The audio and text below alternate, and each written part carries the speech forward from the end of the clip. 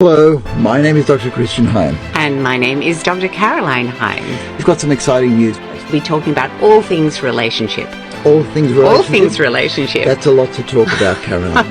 Well, we've got a lot of talk shows to talk about it. We have a lot of talk shows to talk about it, but what we are going to do is we're going to look at a study that has been done on relationships so that everything is backed by the science that we talk about here, and then we'll be looking at how you can apply some of that science into your life and into your relationship, and we will be looking at those relationship issues that perhaps we all come across and need a little bit of help in from time to time, Caroline. Yeah, so it's really for people that are perhaps struggling in their relationship or want to make their relationship better. Whether you're just starting out in a relationship, you're 20 years in, you're 50 years in, it's actually for anyone that's in a relationship, in a long-term relationship, or wants to be in a long-term relationship. And it's not only for people who are struggling, not only for people who are looking at a relationship, but if you're in a good relationship, hey, there's nothing wrong with making a good thing better.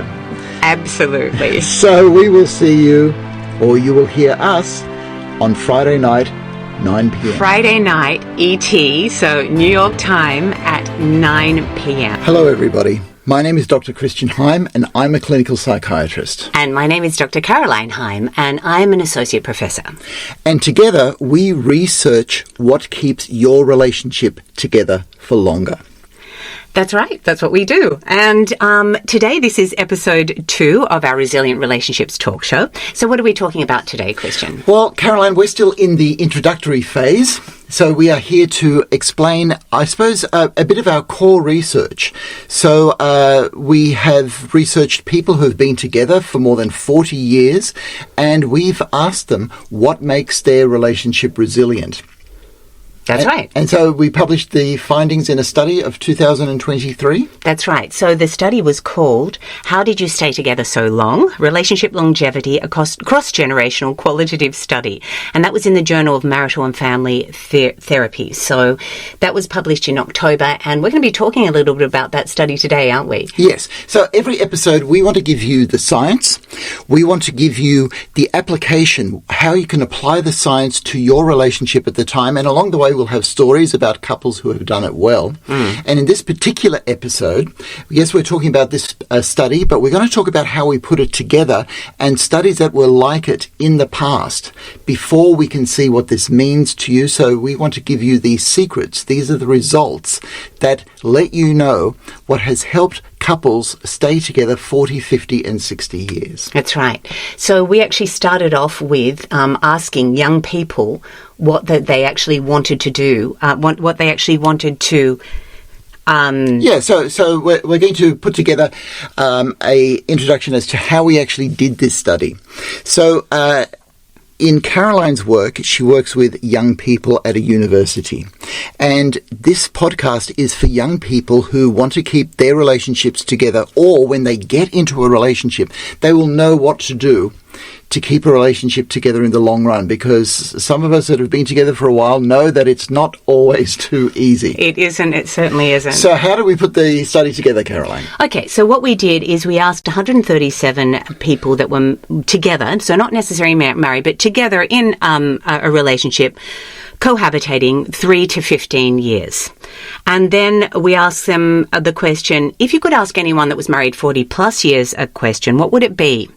And then we got those questions and we asked 180 coupled individuals, so this was actually 90 couples, the questions that they asked. Okay, so I'll go over that because that's important, because what we actually tried to do was put together an intergenerational dialogue. So we asked young people who've been in fairly new relationships, or relationships that are what we call medium term, what do you need to know? And we asked them what would they like to ask couples that have been together a long time if they could. So the reason that we're doing that is because we're in a society that doesn't always support relationships. We're getting the message that being in one relationship is not that much fun, or it should be a lot easier than it actually is, whereas being in a relationship is actually quite a bit of effort, but it's worthwhile effort. So that's what the study's about. That's right. And we wanted to ask the young people because these were ones that actually really wanted to find out how to have a long-term relationship. Yeah, so we were actually overwhelmed that so many of the young couples really just wanted to know the answer to one particular question. Which was the number one question, actually. Number one, yeah. Which was, how did you do it? What is your secret? What is your glue? How did you stay together so long? And that was actually over 60% of the young couples wanted to ask that question. Yeah. So overwhelmingly, this was the most important question, which says a lot in itself.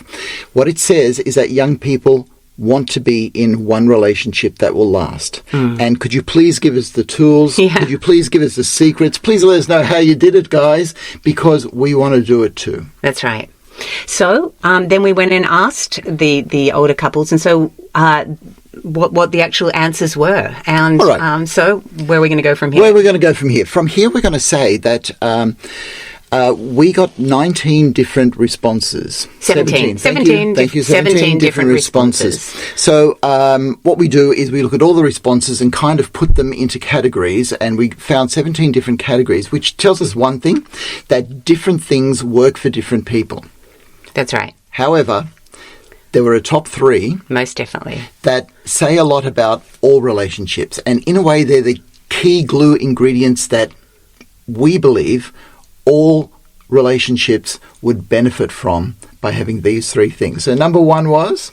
Commitment. That's no surprise. Commitment. Yeah, we'll unflesh a bit of what commitment actually is, because it's not that easy a concept. The number two thing was? Altruism. Now, altruism is selflessness, the ability to be able to give to somebody else outside of yourself. And the importance of that is in a society that is encouraging all of us, almost demanding of all of us, to live our own lives. A self-centered project is what life is becoming. How do you keep a relationship together? That's right. And the answer is to be able to give to other people. That's right. Well, that's what our couple said. That's what our couple said. They'd been married 40 plus years. Some of them had been married even 73 years. Can you believe that? 73 years. That wow. is an amazing innings. The gentleman was 100 years old. 100 years old. From Bulgaria. Actually, that's one thing I didn't say, that the countries represented, there was 24 different countries represented. So we were interviewing people from all around the world, different nationalities, different cultural backgrounds, which had different approaches to marriage too. So, Yep. So a lot to flesh out here, but we're going to talk about the number three thing. Yes, the number three thing is shared values. Shared values. Okay, shared values. Right. All right. That actually is quite important, because those three things, commitment means you've got two people saying, yes, we're going to continue this relationship. Altruism is kind of what they need to do to keep that together. And shared values are the things that you forge together to actually make it work. That's right. However, let's put it into the context of all studies like ours, because there's, been 80, 90 years of studies like this? Yes, the very first study was actually in 1938, when they started looking at what really makes long-term relationships last. Okay, all right, I'm going to interrupt you just for a sec, because just to put it into context, our study is part of a actual small group of studies that look at what goes right in relationships. That's right. Rather than what goes wrong in relationships. Yeah, so it's called actually a salutogenic approach. Oh, it's a big word, yeah. It's a big word. It's a fun word. I love it. Fun word. Salutogenic. It's a great word. Can I have some salutogenic and pepper on my meals tomorrow? Yeah. It's a nice condiment. Yeah, so, and that's basically what goes right in relationships, as opposed to a pathogenic approach, which is, well, it looks more at divorces and what goes wrong in relationships. And the significance of that is that most of the things or tips that you'll get from relationship therapists and psychologists and researchers are based on pathogenic approaches. That's right. So it's looking at what you need to avoid to make sure that your relationship stays on track. But we're part of a small group of people that look at what goes right, because unless you know what to aim for, what are the ingredients that we need to make it go right, then you can kind of go off track and not even know it. And I got to say, these secrets are not only scientifically sound, because all of the things that our couples told us reflect the science of what we know about relationships, and that's another podcast in itself because that's changing. But it also gives you something to aim for in your relationship. That's right, absolutely, because it's a positive. They've made it through, and what are those keys? What are those secrets? All right, so let's go back to 1938. Okay, 1938, a wonderful study by Terman. Sample size was over 1,000 coupled individuals, and he actually asked what really makes you happy. So not, what is your glue, what is your secret, but what makes you happy. Yep. And a lot of these studies actually look at that, very similar to some of the things that we ask. But the findings were, in the 1930s, this is interesting to look at, affection, philosophy of life, and friendship. Okay, affection, philosophy of life, and friendship. Now, asking what makes you happy is looking at what we call relationship satisfaction. And Caroline and I work in the area of relationship longevity. So in other words, we look at the area of what keeps relationships together in the long term. The idea, of course, is that you do want your relationship happy in the long term. Absolutely. And there's kind of a underlying assumption that if you're in an unhappy relationship, that it's not going to last in the long term. Yeah. And if you look at satisfaction, in other words, keeping your relationship happy, you will actually last in the long term. So it's not a direct relationship, but if you can keep your relationship, what we call satisfied, it will stay together better in the long term. Yeah, that's right. All right, so that was 1938. Okay, that's the 1930s. And then we actually had a dearth of studies right up until the 1970s, and they started looking at happiness again, and some of the, I guess they were looking a bit more of some of the secrets in the 70s. So a very interesting study in the 1970s by Stinnett et al., and that was, again, surveys, and they found that it was, for the 70s, love, determination, and shared interests. Love, determination, shared interests. All right, so to my way of thinking, you've got to ask the question, why did we go we went 4 decades without a study in this area? That's right, exactly. What was going on? We had a couple of wars. We did. Right? So, but also society, particularly in the USA, was really very stable. It was only at in the 60s that things started to change again, and in the 70s we're still looking at a period before we had no-fault divorce laws. So the stability of the marriage laws reflected the need for the studies, or the lack of a need for studies. That's right. Because marriages were staying together if you like it or not. That's right. And for most people that's okay, but for a minority of people that also meant unhappy marriages. That's true. And it's the idea of unhappy marriages and suppression in a marriage that drove the introduction of no-fault divorce laws, first in California, we're talking about the late 70s, but then basically across the whole world by the time you get to the mid-80s. That's right, and that's when we get the plethora of studies. That's when we get the plethora of studies. Oh boy, okay, 80s and 90s actually, and for the first time in these studies, and we've got about 8 studies coming out of that period. At the first time, we're actually getting the word commitment as one of the reasons for happiness or what makes a marriage last, is commitment. Yeah, and I want to put this into a social context because the way that I see it is that the studies reflect what's going on in society. Yes. And now that we have divorce and the ability to be able to separate from somebody, when you ask couples, well, what keeps it together? That's when this word commitment becomes really important. And we found it in our study. It was still the number one thing. Number one. But if you just assume that all society is going to stay together, which is what was happening in the 1930s and 40s, then commitment doesn't feature that much. That's right. Okay, so the point that I'm trying to make, if I'm right, is that the divorce laws drove the ideas that we have as to what makes a good marriage. Yeah. And commitment is one of those things. Most definitely one of those things. So then we actually don't have a lot of studies on for the next sort of 10 years until 2015. This is a study by Pillemer. He actually, it's a large study. He's a gerontologist, and he looked at he interviewed some very wise Americans, older Americans, and asked them a lot of questions. And there was one relationship question. So the study wasn't on relationships per se, but that was one of the questions. And this is the first time where we see the word communication come in. So one of the findings of what makes you happy and what makes, you stay together was communication was number one. Commitment was number three, but communication, so commitment was still there, but communication was number one. Okay, so having worked in the area of couples therapy, particularly where mental illness is part of the picture, yes, the word communication comes up often, and indeed it came up in our study as number 4, yeah? It was number 4. Good communication. So good communication is up there. But it's very interesting that it came up as number 1 in 2015. Yeah. And by that stage, look, I think the influence of couples therapists and psychologists telling the public what you need to have a good relationship was coming through. Because in the 1990s, that's basically where the couples therapy was. The cognitive behavioral couples therapy was saying that what we need to do is have good communication to have a good relationship. Now, the later science is actually saying that that's not actually the case. Right. That if you have what's called bad communication in your relationship, you can still have a good relationship. And I think that's a good thing. I think that's a great thing, because even if you argue, you can still stay together. I mean, yes, I know that was another finding we have. We're not going to go there yet. Oh, we won't go there, but just a little teaser for a coming episode.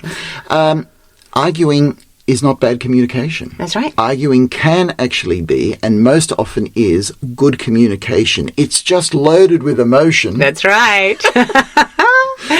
And competition, a sense of competition. There's a lot of things with arguing that come in. Oh, you had to bring in the competition. I did. I'm sorry. I had to get one up on you there. By the way, we are married.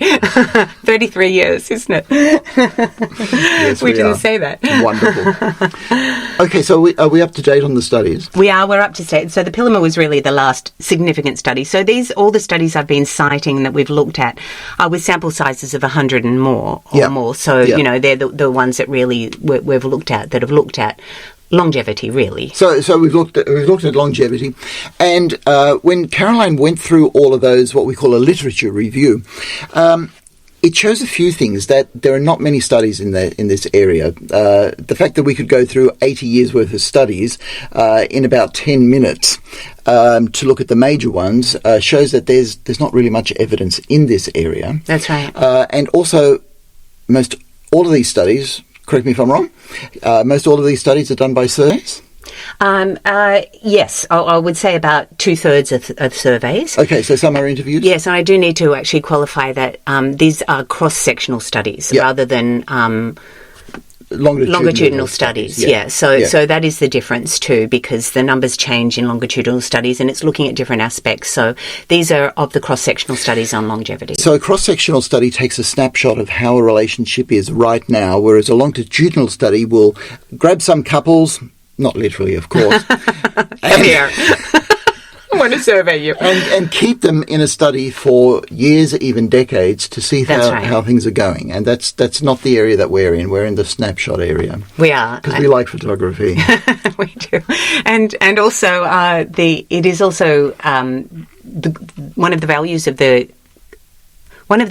of the cross-sectional study is the contextualization. So we're getting a snapshot of what marriages are like in this 21st century at this time, At this time, yes. Yeah. And this brings us back to the book that we mentioned last episode, in which it's called Resilient Relationships, Techniques for Surviving Hyperindividualism, Social Isolation, and a Mental Health Crisis. And what that does is contextualize our findings in the society that we find ourselves at the moment.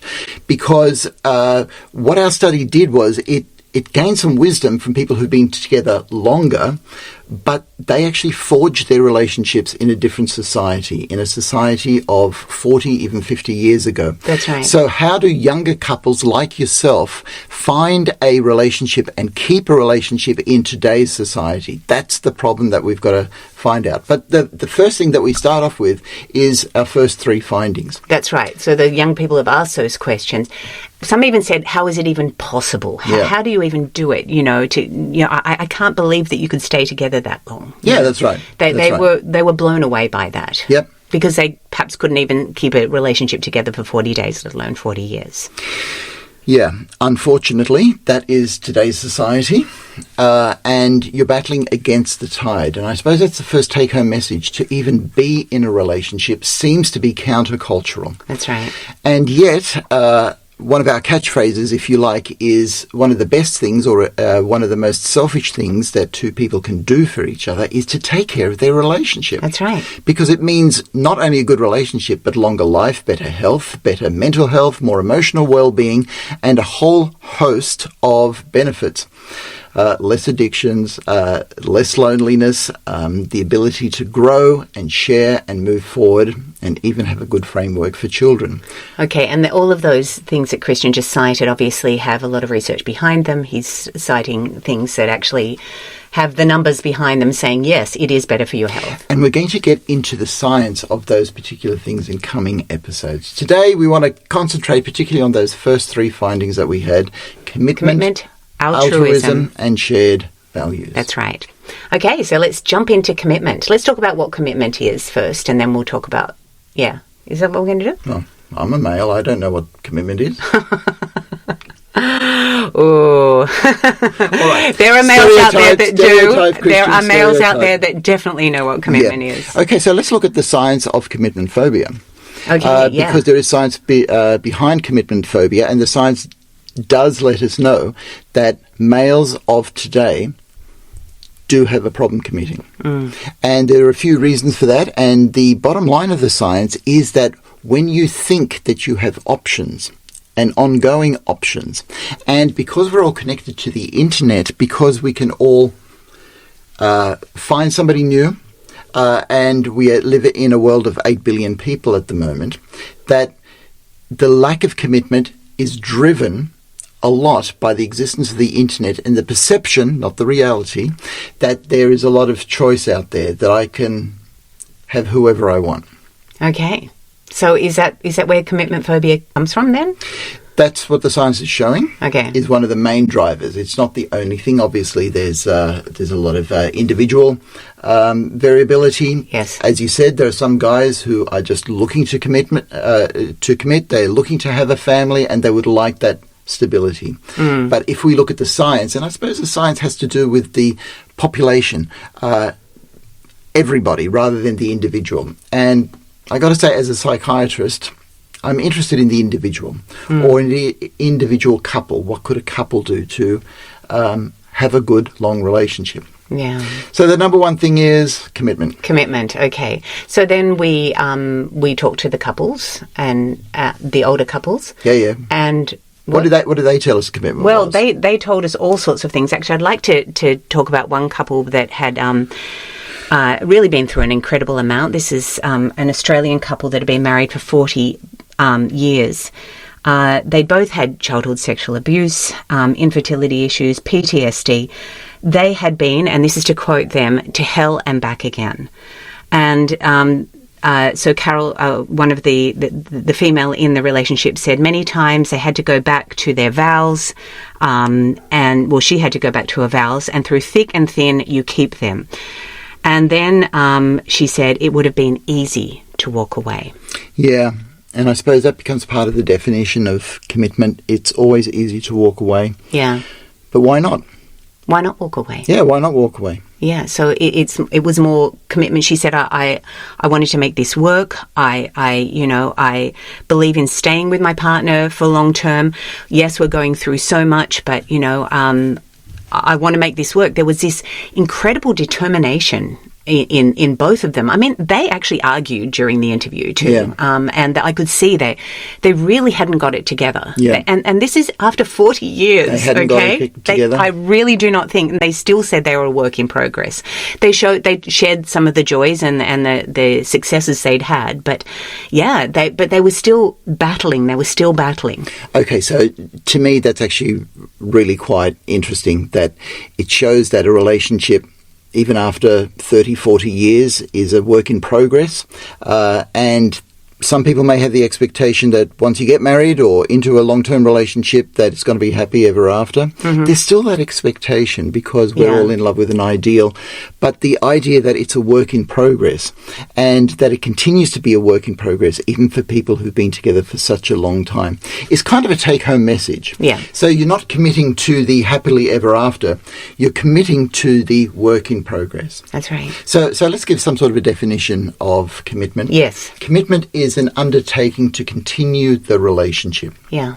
And there were couple therapy researchers who put together a nice definition that said that commitment has to do with an undertaking to nurture the relationship and not to harm the relationship. Oh, that's great. Yeah, it is. Yeah. So, again, a cellogenic approach. Well, it is, because that's what you've got to do to make it go right.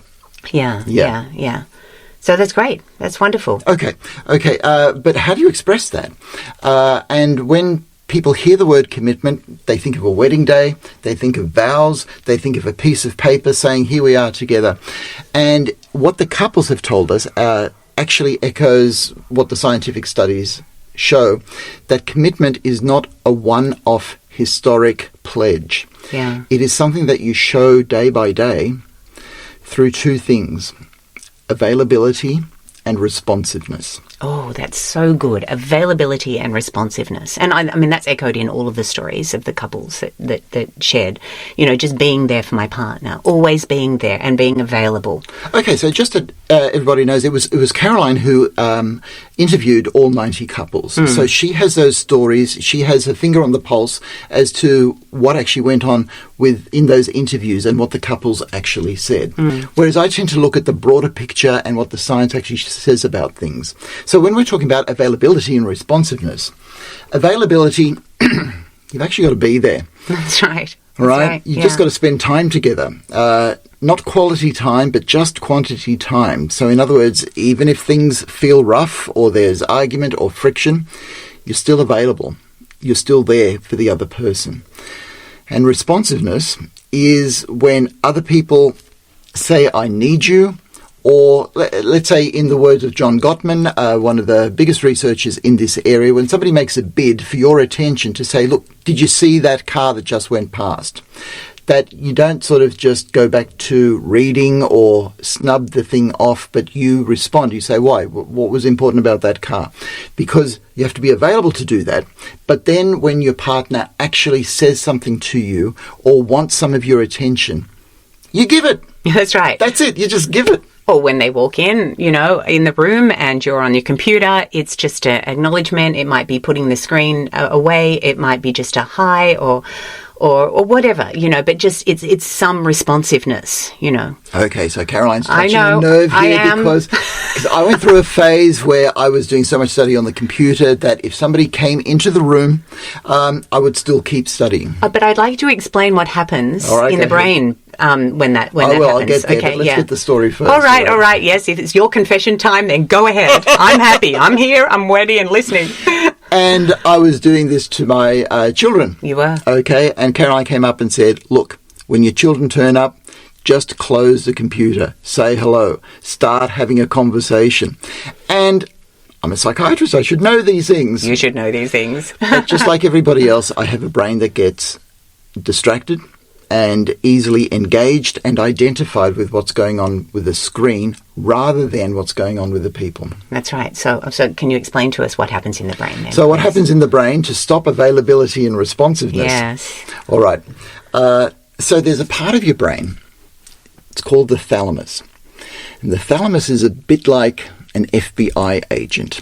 The thalamus takes any bit of information that comes from the outside world into a room, shines a spotlight on it and says, yeah, so you want to get up to the brain, do you? Okay. Why is what you have to say so important? And each part of information is actually screened by the thalamus to see if it's important enough to go up to the thinking part of your brain, the prefrontal cortex. And when you're on the computer, your brain is so engaged that it actually doesn't want to be disturbed, which means that the FBI agent kicks everybody else out, so that if you actually call somebody for dinner and they're on a computer game, they literally don't hear you. Sometimes you actually need to go up to them, tap them and say, it is dinner time, come on down. Right. And we get annoyed about that because it's showing that somebody is not available and not responsive to you as a person. So in other words, it's the opposite of what a good committed relationship actually needs. It's saying what I'm doing here and this is captivating more than you. I know. And that's really hard. It is. It's really hard. Yeah. None of us want that message. No, None of us right. want to think that the internet is more important than we are. Yeah. Well, thanks for explaining it in the brain because it actually makes sense. Obviously, they're getting whatever they need from the computer and they're valuing that over the person. And that's so hard. Yeah.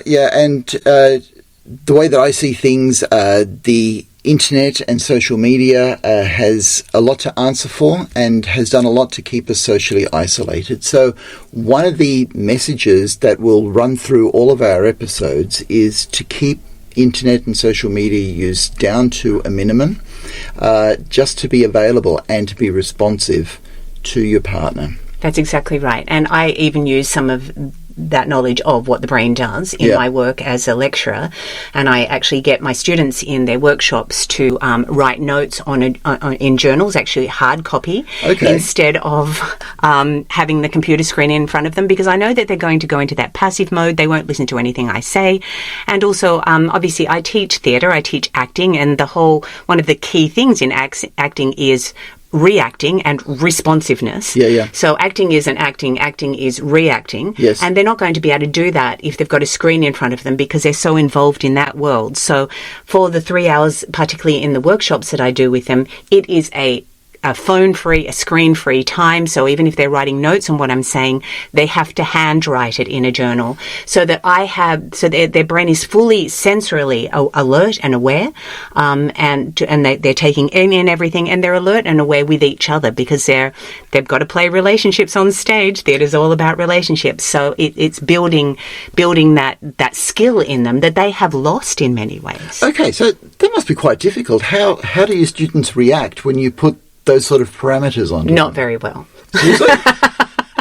Initially, not very well. Although I have seen over the last few years, I'm getting more of a responsiveness and desire to put the screens away.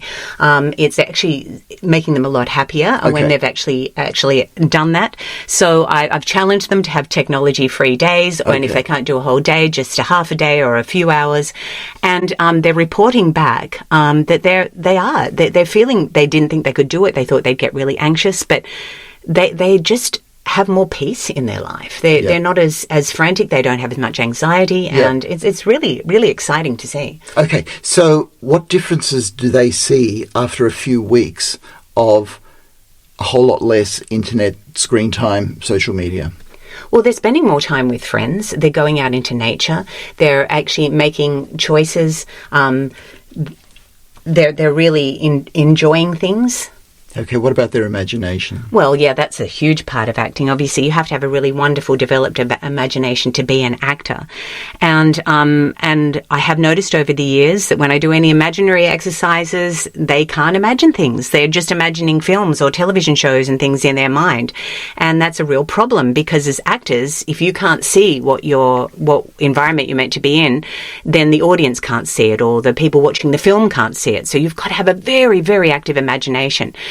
But what I found really encouraging was that you let me know that after a few weeks without screens, their imagination was coming back. It was, and they're getting more creative in this. They're making different choices and they're playing a lot more. And the scenes that they're doing for their assessments and the plays that they're doing, we're seeing these imaginary worlds, and it's very exciting. And they're actually they're going to other creative things and they're choosing that instead of picking up their phone. All right, one of the most creative things, and you've got to tell the story of the Snakes and Ladders game.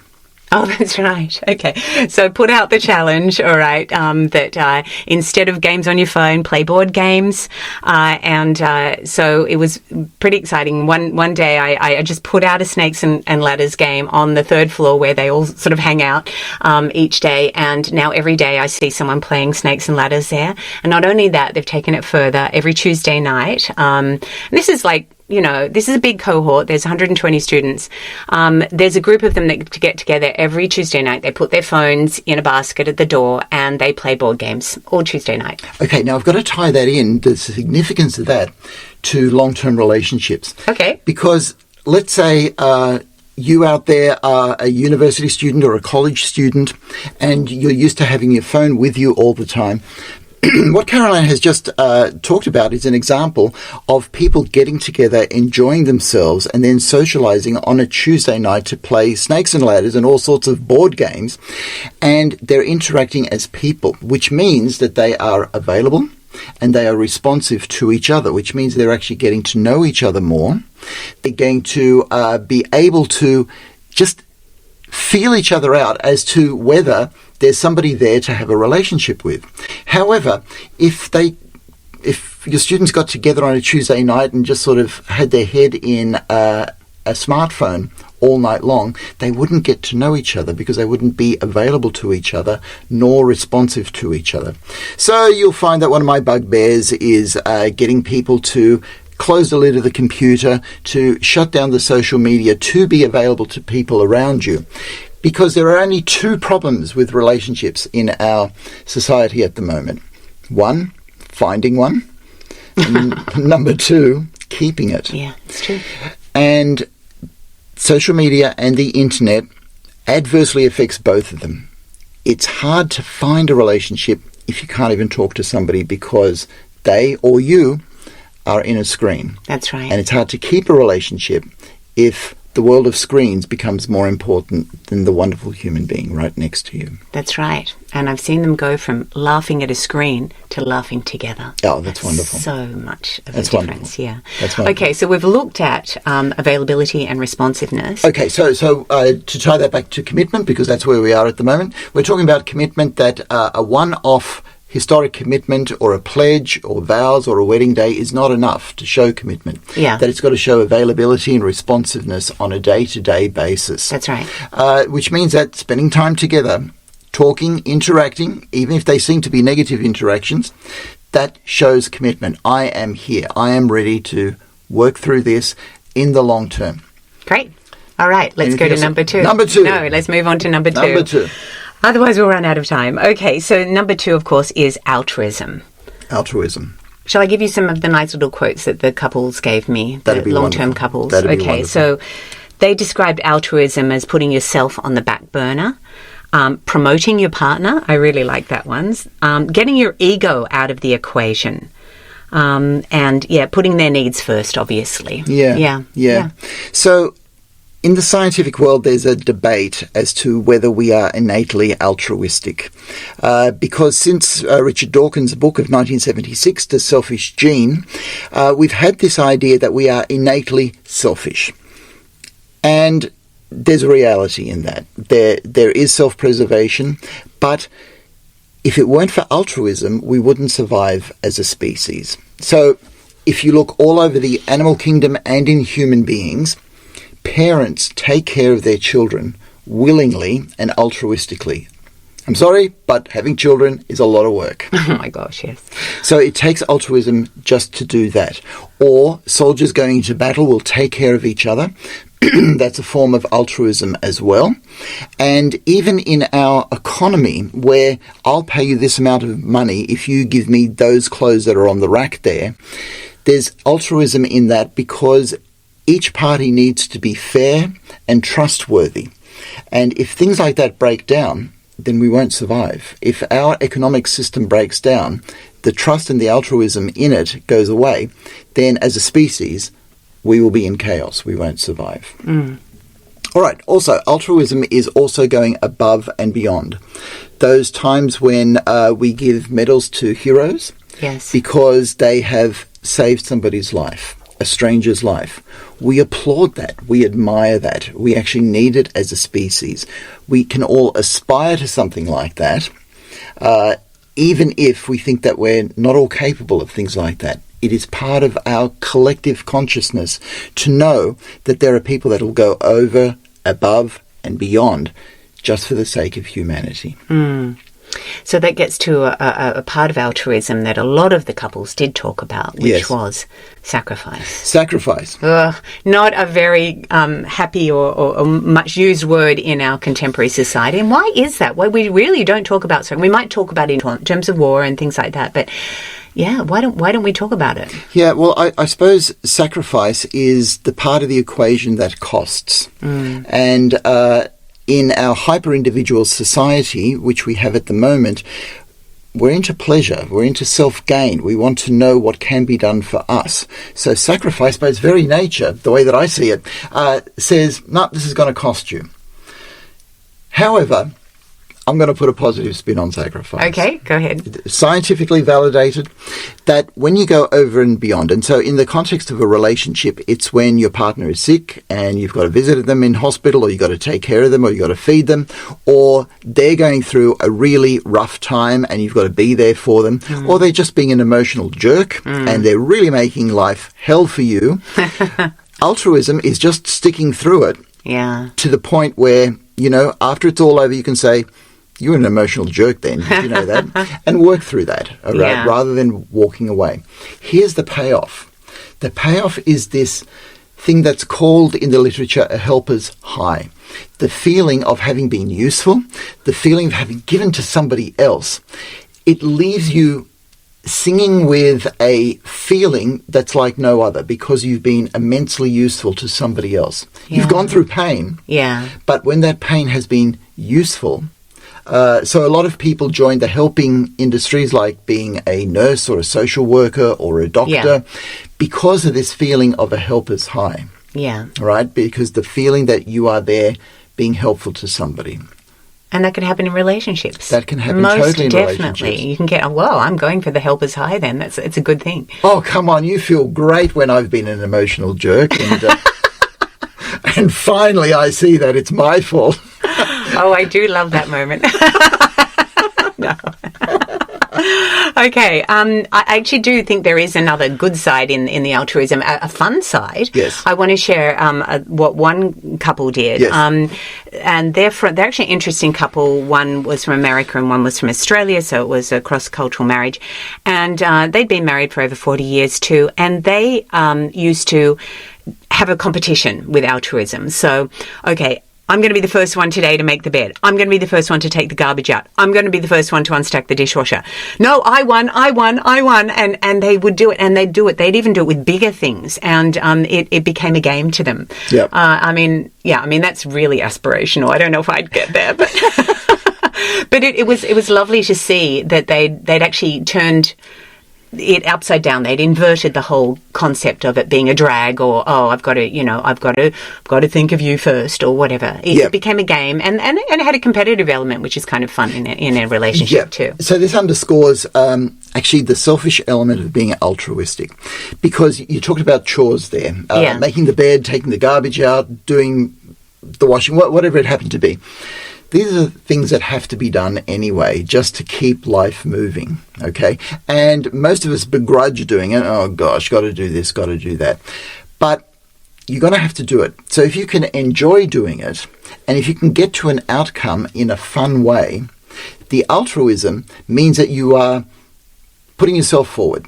You just want to make sure that you enjoy life. So if you can enjoy being generous, if you can enjoy helping other people, if you can enjoy being grateful, all of those sort of things means that you're just going to have a better quality of life. And in a sense, this shows the relationship between altruism and survival, because it takes effort to survive. For us to be here in the future for the next 1 or 5 years, it's going to take a lot of altruism from a whole lot of people. All of us are going to have to do what needs to be done to keep society on track to heading in a prosperous rather than a war-based or a degenerating society. We want to keep the order that we have so we can keep having parties and enjoying ourselves. That's right.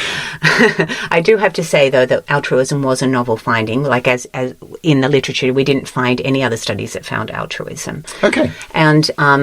And also in the context of society, because you're talking about society, it's a big step forward, which is a very self-based me society that says, look at my needs first. So it's a bit of a battle. It's actually harder for this generation than the generation that we interviewed, I believe. It is harder. It is harder for all the young people out there. And it's people of our generation that have got to take responsibility for that. Well, that's true. In a way, it was always going to happen, because if you're prosperous, if you're doing well, which, quite frankly, for the last 60 years, we have been doing really well, you're going to start to take it easy. But what we're finding is that there's a downside to that, and we're sort of coming up against that now. All right, I just want to say that, you know how we talked about commitment coming up in the studies in the 80s and the 90s? Yes. That was in reflection, I believe, to all the no-fault divorce laws and the relaxation of divorce laws. And people got together and sort of said, what we need to keep marriage together is commitment. So in our society, although it's really good to have all this individualism and all this prosperity, the downside is we're becoming quite selfish. So I think that the couples that you interviewed sensed that and articulated, you know what you need? The opposite of selfishness. And that's why altruism came up in this day and age. Yeah. Because we don't see that much of it in our society. We don't see it, and especially in the relationship context. In the relationship And that context. actually makes it harder for them to stay together, because they're thinking, well, what am I going to get out of this relationship? Instead of saying, what are we? So moving from the I to the we, which we'll talk about in another episode. Yeah, we'll talk about that, because that's really good. Because let's say that you're just starting off in a relationship, that you've been together with somebody for a year, and you found out that it's a lot more work than you think it is, right? And you're having a little talk to yourself to sort of go, oh my gosh, this is more work than I thought it was. Don't be discouraged, because in a way that's the way it needs to be. We don't talk enough about how much work it actually is in the first year of marriage, and there seems to be some sort of expectation that if you get into a relationship, it's just all going to happen well. Unfortunately, it takes work, and this is the thing about altruism. It propels us into the future. It has a effort element now for a payoff in the future. But what Caroline said, to be we-focused rather than me-focused, takes us to glue secret number 3. It does. It most definitely does, which is shared values. Shared values. What's a value, Caroline? Oh, no, I'm not going to give that definition. You are. You're the psychiatrist. Off you go. All right. Okay. My fault. Okay, so a value. The way I see it, is a standard or a principle or something that you hold in high esteem and has value. There go using the value, a word for a definition of value, to you personally. Now, there are hundreds and hundreds of things that can be of value to you. But if you're able to share those with another person, let's say a value like honesty, or a value like commitment, or a value like family, or a value like fun, like a value like pleasure, like a value like adventure, anything, everything, everything, money, the love of money, going after, money. Yeah. The more that you share, the more that you're going to propel yourselves in the future together. Yeah, and it was really interesting in our study, because obviously, being of that next generation, the participants had often married young, and so they talked about forging their values together.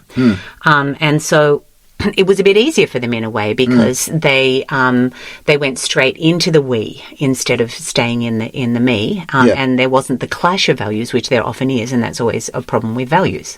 Yes, in fact, if you look at the culture wars that we're going through at the moment, and all the laws that are looking to be changed, the different party politics, it all has to do with value clashes. It has to do with one group of people valuing one lifestyle and another group of people valuing another lifestyle. That's what we're going through at the moment. So elsewhere on our website, we talk about how to find your values, like what do you admire in yourself and others? That points to your values. What are the other questions? So that's what. Let's go through the questions. You want to go through the questions? Yeah, why don't you? It's to help people find their individual and then together values. Okay. So there's an acronym that I've introduced called ARMED. ARMED. Be armed with your values. So A is for admire, R is for right, M is for motivate, E is for esteem, and D is for die. So let me go through all of those. I just want people to remember it. Okay, so what do you admire in yourself and others? If you admire somebody's honesty, if you admire somebody's strength, if you admire somebody's vulnerability, whatever it is, that will point you in the direction of what you value. So these are really good to write down, by the way, if you've got a pen and paper. It's all right. I get my students to do it, so I'm doing the lecturer thing here. Fine. Anyway, go ahead. The R is for right. What is the right thing to do? What do I believe is the right thing for me to do? Because we actually all have rules that we live by, and we're not always conscious of those rules. But if you know what your own personal rules are, that will point you to what you value in life. So the M is motivation. What motivates you? If you have to write that essay or if you have to study for that exam, how are you going to reward yourself? What is it that you actually want to get? And it's not just a party or going out at night. It's also, I value getting a degree. I value passing. I value feeling good about myself, whatever it happens to be. Whatever motivates you becomes part of your values. E is when do you feel full of self-esteem and self-respect? So when do you feel good about yourself? When you do things that make you feel good about yourself, that points you to your values. And the last one is a bit challenging in that if you knew that you were going to die within a year, what would all of a sudden become important to you? And knowing the answer to that question will point you in the direction of your values. That's right. So once you've actually, this is our application part. If you've worked out your own values, and then you sit down with your partner and you work on what your together values are. Where are those connections? How are we forging our values together? What do we value that's outside of even our family of origins values? What are our values? What's our new family, you and I? What are our values? Yeah. So to forge together values, it might be a new value that neither of you have had. Right. It may be the love of money, as you mentioned. It may be the love of working on a charity. It may be ambition, that you want to do things together. Or you may look at where you overlap.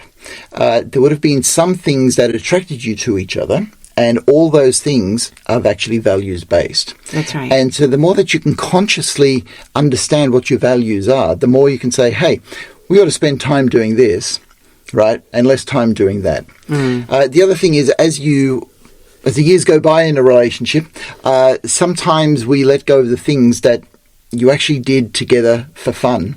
That was actually a value, because life gets serious all of a sudden. Especially when kids come along. That's right. Mortgages become more important than meals, all right? Yeah, but it wasn't a value when you first went out. Okay? Yeah, So the idea is to change, but also keep some of those fun values as well. That's right. And there's also the tie-in where a lot of the couples that I interviewed actually, interestingly, opposite personalities was one of the glues that kept the some of the couples together. But those that did have opposite personalities were very, very clear. And they said, we have opposite personalities, but we have the same values. Oh, that is so important. It is, isn't it? That's so good. Yeah. Yeah. And there was at least 3 that actually said those words to me. Yeah. And that's what kept them together. So even though they had really different personalities, and the studies are showing now that opposite personalities do attract. Well, not only attract, but can actually keep each other together. That's right. Because you dovetail, okay? What one person doesn't have, the other person may have. That's right. So you can make your personalities work for you, not against you. Yeah. So, and that was their glue then. So their values were their glue. These are obviously the couples that said that shared values was the secret for their marital longevity. Yeah. Yeah. So that sort of underscores the importance of shared values. That's right. Yeah. Okay, so just on opposite personalities, because... Okay, so a lot of people get hung up on this idea about compatibility, that I have to find somebody who's compatible with me, and if we're not working out, it means that we're not compatible. Look, the way I see it, it's actually not true. Because if you want a relationship to last, it doesn't matter if you're compatible or not. And what the science is showing, that you don't have to be compatible to stay in a relationship. You just have to want to stay in a relationship. Yes. Which is why these top 3 things that we're talking about today, I'm kind of going to wrap things up so that we've got take-home messages for each of them. Yeah. The commitment, the shared values, and the altruism, not in that order, commitment, altruism, and shared values are the things that kind of keep a relationship together. Yeah. And I've got to go to one other piece of science. Go. Because when you see these 3 things come together, what the science shows is that it is these 3 things that have a close interaction with each other and the relationship itself. Now, for commitment, it's quite obvious, okay? If you're not committed to a relationship, you don't have a relationship, okay? But the stronger the commitment, the stronger the relationship, the more you'll take care of each other.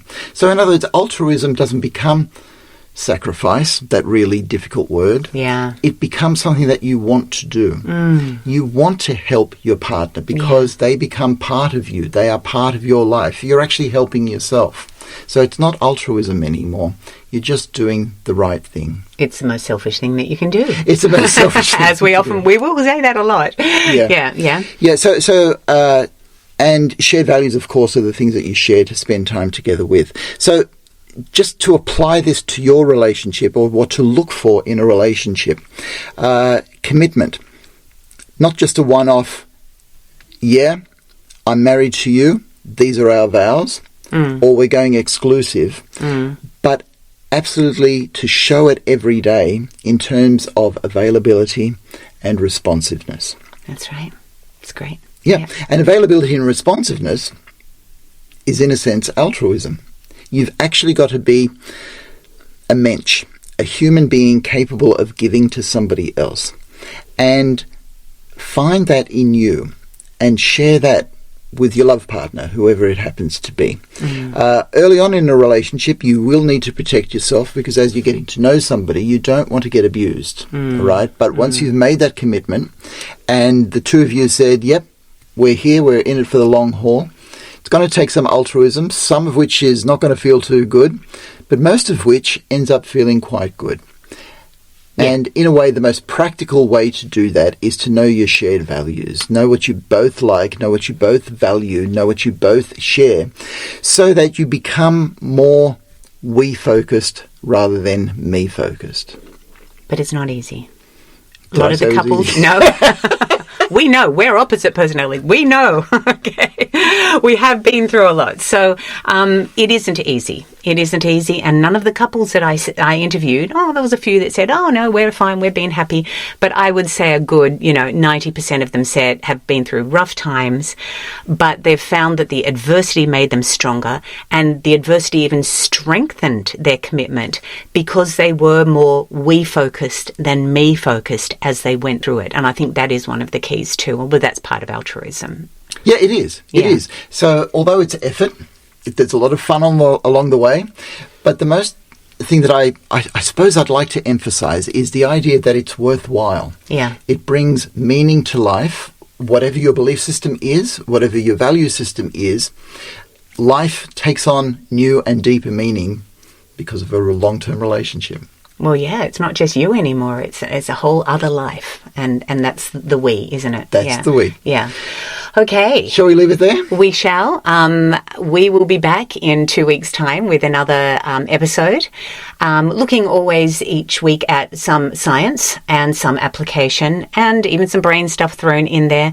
We'll often look at a journal article in the relationship area and give you some really great tips for long-term relationships. But if you want to find any of the material we've been talking about, you can go to our website, drchristianheim.com. And there you'll find our blog, you'll find other podcasts on mental health, and you will find a YouTube channel where we've got some other information about. Christian did talk a lot about screen use, and we've got some social media addiction videos up there too.